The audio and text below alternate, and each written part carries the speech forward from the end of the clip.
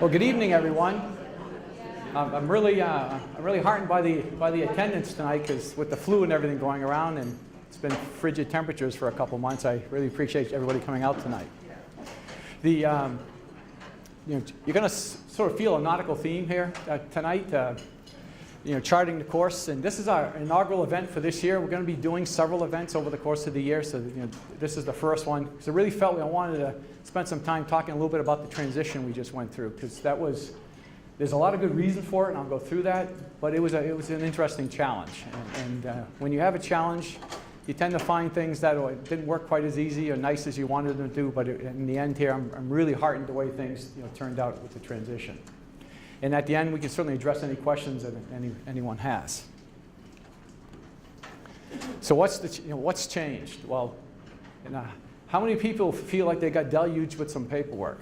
I think we counted, we probably processed over 70,000 pages of documents. And so when someone says, there's a lot of compliance in the world today, we can attest to that. Life is complex, certainly, with the paperwork. If you look at my staff over there, they went through a lot. But the reason we went through all those changes was that I had a business problem, basically. In a business, you want your financial planner or your financial advisor to do his own personal financial planning. That's a good thing. And basically, the business problem was that I needed a continuity and a business continuation plan. Because if you have a business, you've got customers, especially in an advisory practice. What happens if I got hit by a bus or I got sick? It's a problem, because I'm the driver of the advice in the practice. So who's going to take care of the clients? Who's going to take care of the staff? Who's going to sort of be able to take care of the value of the practice that we developed over time? So that was sort of a troubling problem trying to find a solution to. And it took me about 2 or 3 years trying to figure this out. Because trying to find the right partner to do this with. And it's complex. And we say in my family, we have a saying, is that when your values are clear, your decisions are easy. And I had a set of values that in this transition I needed, because I've always been independent. So we wanted that to continue. That I don't need anybody telling me sort of what to do. I've never worked for a large corporation. And that wasn't going to work. I needed to be able to have access to the tools and resources needed in today's world. Needed better technology. And so you would think that might be an easy solve. It really wasn't, because trying to keep independence and flexibility and have access to all the products and services you want, there's a lot of large firms out there, but not a lot of independence. And so in my travels, after about 2 years, and I always kid, I'm a French-Canadian heritage. And I hope I don't offend any French-Canadian people, but we learn things the hard way. And I came back around to going back to look at Raymond James. Those of you who've been with me a long time know that I was with an affiliate of Raymond James before. It was called Investment Management and Research. Now it's called Raymond James Financial Services, but basically the same entity. And I went down there and said, I liked those people back then. They were very nice to me when I was starting out in business. And I went down there for 2 or 3 days and checked it out. And it was an amazing visit, actually, because about half the people I met with were people that were there, and I left in 2003, beginning of 2003. So here we are, it was in summer of 2017, and a couple of the meetings, there were people that had been in my office previously. It showed me that there was a very nice culture there, because people don't stay today in the same organization for 15 years if they don't like the organization. So my question to them was, okay, I liked the infrastructure, because that's what a broker-dealer does, is provide an infrastructure for you. There's compliance, there's technology, access to financial markets, all those things you need to be in a practice like mine. But I said, but I still got this continuity issue. I need someone local that I can work with, that could step in if something happened to me. And they actually presented me a series of options, because there are a lot of Raymond James offices around, independent Raymond James offices around. I met with a bunch of them, and I settled with a group that are about 15, 20 miles from here that wanted a presence in southern New Hampshire. And it's called Boston Harbor Wealth Advisors. So that's who we affiliated with. And you've seen their name probably on some of the paperwork that we distributed to you. So, so they're providing that solution for me. So Raymond James is the infrastructure, the technology, the compliance, and Boston Harbor is going to help us as far as the continuity situation. But they're adding some more services that I'll talk about as well. Now, how we change internally. I believe we've been working on our service model to be strengthened. And I'll go through sort of how the division of labor is going to work and what our sort of service model is going forward.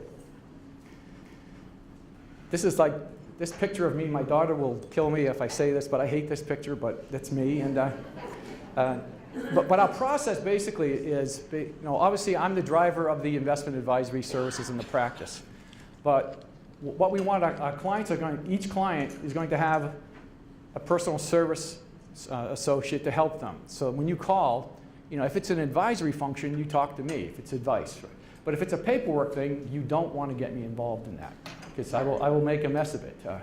But there's a lot of things that need to be done if you're managing your finances today. A lot of paperwork, a lot of, you need a check, you need money moved around, all types of different things. You got a trust, you need to change your paperwork. The staff is there for you to do that. So everybody is going to be assigned, or is assigned someone specifically that you're going to work with on a consistent basis. And these are the two associates. Now, China White has been with us since 2012. And there's Gene Kane, who's joined us in 2015. Both bring very unique skills to the practice. China is very practiced in the insurance area and all the protection products and the paperwork involved in that, which there's a lot. And Gene comes from a qualified plan background. Has helped us with our retirement plan business. We're sort of de-emphasizing that in the practice, and is going to be assisting clients on the wealth management side of the practice as well. This is sort of the model here. So the client there, you're in the middle, and if you need something, you're going to call the office. Now we're in the process of hiring. I'll call it a receptionist admin person, and that's going to be sort of the first person you're going to be contacting, and they're going to distribute you to the appropriate service associate, either China or Gene. If it has something to do with a question about something that's advisory, you talk to me directly. And then you see Ashley there. She has a very good last name. And Ashley's going to help me communicate. Ashley is a fantastic communicator. She's built the website. She actually built this presentation I'm doing tonight. Because we're going to be a lot more pushing out education. So what we're finding is it's becoming increasingly important. There's a lot of information out there, but is it actionable and knowledge that you can use from a practical standpoint? And you're going to see an awful lot of content coming out of the practice. Now, the Boston Harbor Wealth Advisor Partnership. Something that I didn't necessarily, when I embarked on this, was that we were going to outsource some things, but this turned out to be a very, very helpful process. Because we were starting to feel very time constrained, because the degree of compliance in this business today is increasing. As I mentioned, you saw the paperwork involved. So what we've done is we've been able to outsource to Boston Harbor some of the back office functions that we have to do, but really eat up an awful lot of time. You just do it because you have to, because you have a business. Compliance is a big one. There's a lot of paperwork, things that we need to do to stay compliant. And obviously, compliance is not necessarily a pain. It's something you have to do, because unfortunately, there's a lot of bad people doing bad things. And so the rules get created, but you got to follow it if you want to stay in business.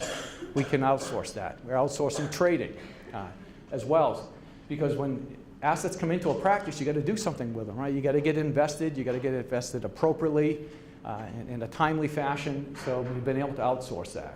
So doing those things, being able to outsource that, is going to provide a lot more time for the service associates and I to be able to do more ongoing outreach to you. So to be a lot more proactive in getting out information to you.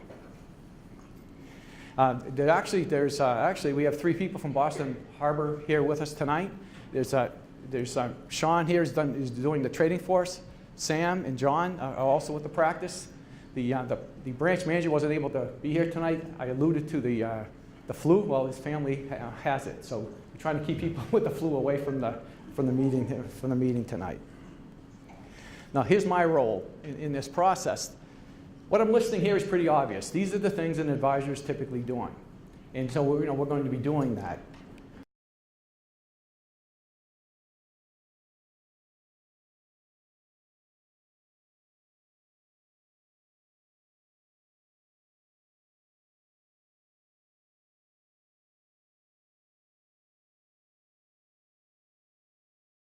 But it's these things I'm finding I need to spend more time with. And they're more behavioral, I guess I'd say.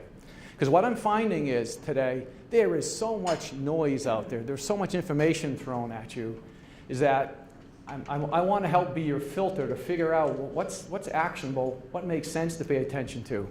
And it's things like take advantage of opportunities. It's hard to know where the opportunities are sometimes, and often what I'm hearing in the media is not really an opportunity. Like, how many people have heard all the discourse about Bitcoin?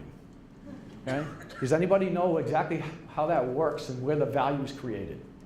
I don't have any idea, but it's one of my pet peeves of things like that.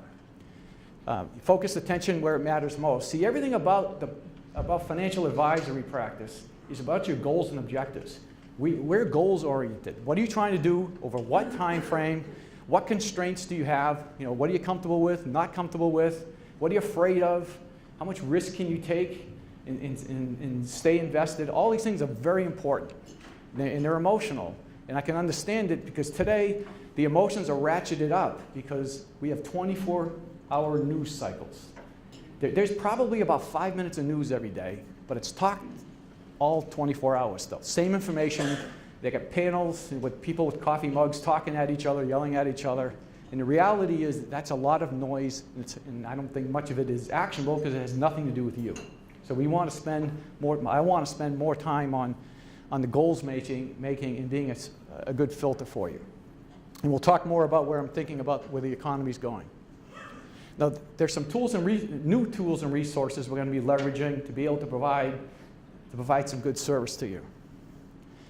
And these, some account management tools with technology, some resources that Raymond James uniquely brings to the table, and some new resources in the office that actually Ashley's going to be presenting. But one thing I wanted to mention that I forgot, the most common question when we sent out the information about where we're making this change was, Don's retiring. And it was one of the most frustrating things ever because Ashley and I crafted this really nice letter, and I go, nobody reads stuff anymore. so I hope that what you feel is that this change that we did has nothing to do with retiring.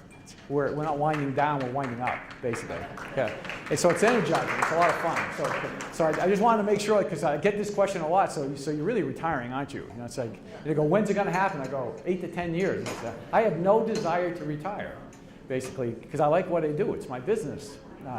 And so I have no interest in walking away. So that is never the point of any of this at all. It was just more that there had to be some problems that needed to be solved and better ways to do business, and that's unfortunately the transition to get there is not an easy one. But thanks.